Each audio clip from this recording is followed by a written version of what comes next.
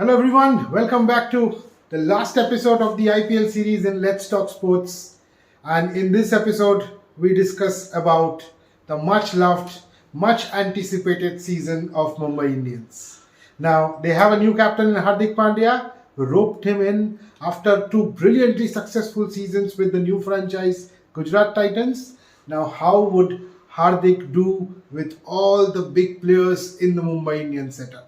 There's Rohit Sharma, Surya Kumar Yadav, Jasprit Bumrah, all potential captaincy candidates in the MI setup, homegrown Mumbai Indians cricketers. But the management chose to bring in Hardik Pandya, and now we'll have to see how that impacts their season and in the longer run. But for this video, what we will do is go through their lineup one by one and see what are the possible options and alternatives for Mumbai Indians in the next 14 to 16 matches. Okay, so without further ado, let's start. The opening position, I think it's the former captain and very clear decision, Rohit Sharma it should be. Now India, Rohit Sharma still remains the Indian captain, right? The T20 World Cup is going to be held in a couple of months' time, and at that Rohit Sharma is expected to open. So make no mistake that this is a hugely important IPL season for Rohit Sharma. Now Rohit has not done hugely well in the last few IPL seasons, but he has been phenomenal for the Indian team and in the white ball format. Not played a lot of T20s, but Rohit would want to utilize this 14 to 16 games to make sure that he is in the best of his form for the Indian team's World Cup preparation. And in that process, I think that should do the Mumbai Indians team also a fair share of good, because if Rohit is in song, then a lot of things fall in order for the Mumbai Indians setup.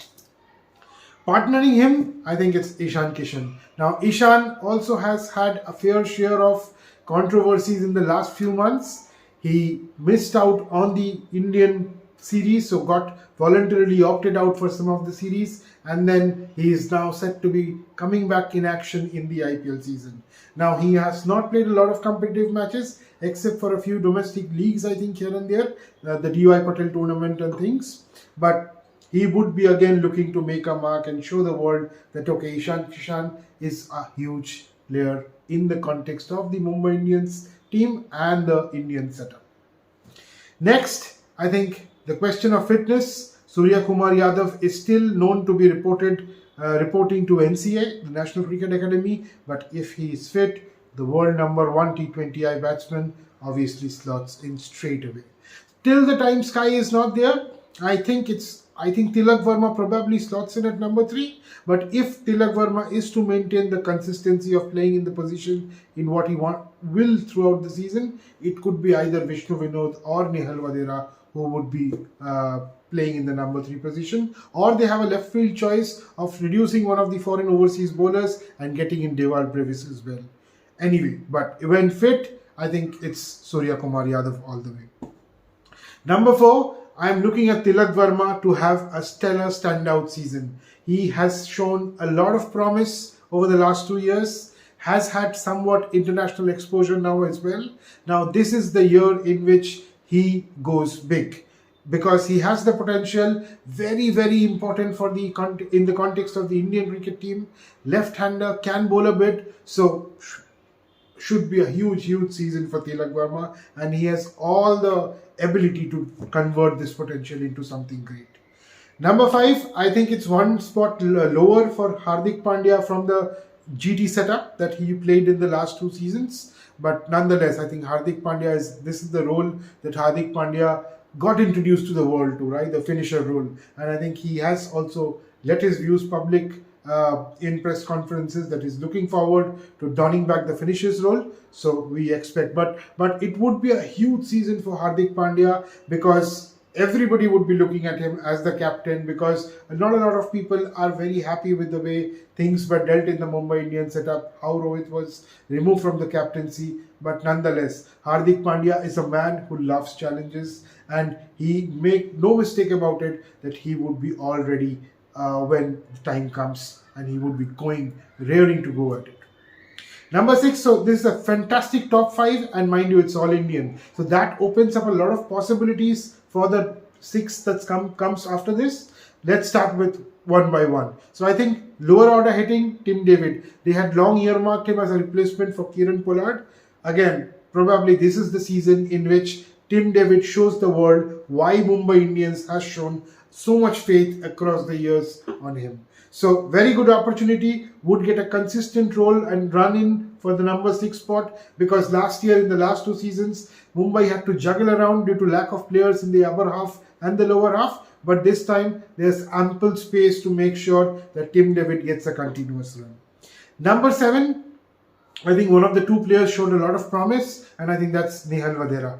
Nehal Vadera was brilliant and saved Mumbai a lot of times when Mumbai lost a lot of early wickets at the beginning of the play. So I think this is the chance for Vadera, that he comes in at the very lower order, although it's a very difficult role, but whatever opportunities he gets, I think it's important that he maximizes it.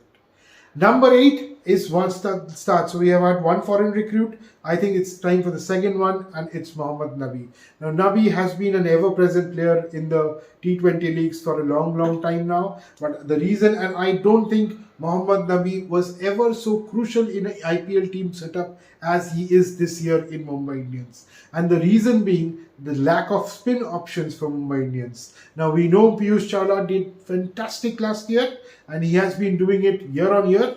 But it's important because we know that he is aging, the reflexes will die down and things. So it's very important that Mohammad Nabi plays a crucial role in this MI setup. Although he too is not very young, but still I think you can rely, he can bowl in the power play, do a lot of tricky stuff. So very important in the context of the Mumbai Indians season. Number 9, I think it's a toss-up, and it's toss-up between Gerald Coetzee and Romario Shepherd. Shepherd has been in phenomenal form of late. Coetzee has not played a lot of cricket. Recently, he was down with an injury, I think, after the World Cup. But if fit, I think Coetzee is a better player. But you never know with people like Romario Shepherd. I mean, there's a lot of potential, and if they start getting going, then all the easy. But I think at the beginning, if Coetzee is fit, I think Coetzee is the starter or the preference, but if not, I think it's Romario Shepherd. Number 10, I think it's the new slinger, Baby Malinga. I think Pathirana was the Baby Malinga till a few days back. Now Sri Lanka have unearthed another new player who bowls like Malinga in the slinging action, and very excited to look at Nuwan Thisara. I think he was recently in the news with a hat-trick against Bangladesh, and with all the Sri Lankan influence in the Mumbai Indian setup, Lasith Malinga, the bowling coach, Jayawardene, the director of cricket, I think Nuwan Thisara will get his chance to shine. And even more because I think Madhushanka is also injured, so makes it a little more easier for the MI management to take the decision and back Nuwan Thisara. Number 11, number 1 bowler, my most favorite, Jasprit Bumrah. Again, the only concern is fitness. He needs to be fit, and Mumbai would be praying that he is fit for all the matches that Mumbai plays. Last season, he was sorely missed. Hopefully this year, he makes amends and makes sure that Mumbai has a stellar season. Now, if this is the lineup, I think the impact choice is fairly simple. It should be Piyush Chawla who comes in. I think the option is with Nehal Vadera. If Mumbai are bowling, then Piyush stays in the lineup. Vadera goes out. But if Mumbai are batting, as I've assumed in this batting lineup, then Piyush Chawla comes in. The other option, if there's not enough spin or assist, then I think it's Akash Madwal, who had a very good promising season last year, but would have to wait for his chances probably with all the overseas players stacked in the bowling department this year. What are the other overseas options? I think we spoke about David Brevis already. So Brevis could be an option when Sky is coming back. But otherwise, I see Brevis mostly as a backup. The other option is Luke Wood. So they have recently roped in Luke Wood as a replacement of Behrendorff. But I think Madhushanka, if available, Madhushanka would have been. I think the only reason Mumbai had to do this was because both their left-armers, Wood and Behrendorff and Madhushanka got injured at the same time. So they had to keep a left-arm option available. But I think if both of them are available, then comfortably Wood is the third choice. Okay, so that's about it in the overseas section and for the Mumbai Indians. We hope you enjoyed our IPL series for all the different 10 teams. We will be back soon with more such sports related videos. Till then, do keep watching and please do not forget to like, share and subscribe. Thank you once again.